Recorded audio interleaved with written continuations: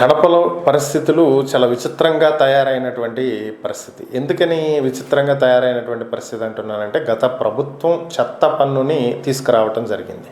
So, దీనికి అప్పటినుంచే చాలామంది వ్యతిరేకించినటువంటి పరిస్థితి. వాస్తవానికి ఈ చెత్త పన్నును తీసుకువచ్చింది ఏపీ రాష్ట్ర ప్రభుత్వం కాదు, కేంద్ర ప్రభుత్వం. అన్ని రాష్ట్రాలలోనూ దీన్ని అమలు చేయాలి అని చెప్పి ఏదైతే స్వచ్ఛ భారత్లో భాగంగా ఈ చెత్త పన్నును తీసుకురావటం జరిగింది.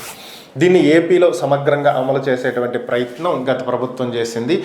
ప్రస్తుతం ఉన్నటువంటి ప్రభుత్వం ఎన్నికలకు ముందు ఈ చెత్త పన్నును తొలగిస్తాము అని చెప్పి హామీ ఇవ్వటం జరిగింది. అయితే కడప నగర మేయర్ మాత్రం ఎవరైనా సరే చెత్త పన్ను చెల్లించకపోతే వాళ్ళ ఇంటి నుంచి చెత్తను సేకరించవద్దని చెప్పి ఆదేశాలు ఇవ్వటం జరిగింది. దీంతో కడప ఎమ్మెల్యే ఒక పిలుపునివ్వటం జరిగింది. కడప టీడీపీ ఎమ్మెల్యే ఇచ్చినటువంటి పిలుపు మేరకు కడపలో ఉన్నటువంటి ప్రజలు ఎవరైతే ఈ చెత్త పన్ను కట్టలేదు అని చెప్పి మీకు చెత్త తీసుకెళ్ళమంటారో వాళ్ళందరూ కూడా, అసలు ఎవరూ కూడా చెత్త పన్ను చెల్లించొద్దు, చెల్లించాల్సినటువంటి అవసరం కూడా లేదు.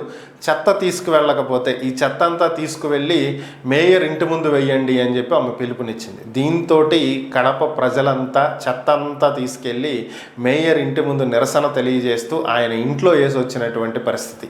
సో, చివరికి పరిస్థితి ఎట్లా తయారైంది అంటే, ప్రభుత్వం వెళ్ళే దిశ వేరు, నగరపాలక సంస్థలు వెళ్ళేటువంటి దిశ వేరుగా తయారైనటువంటి పరిస్థితి. ప్రజల ఆగ్రహానికి లోనైతే ఎలా ఉంటుంది అనేది పాపం కడప మేయర్ ఈరోజు చూశారు. మరి దీని మీద తదుపరి నిర్ణయాలు ఏ విధంగా ఉంటాయనేది చూడాలి.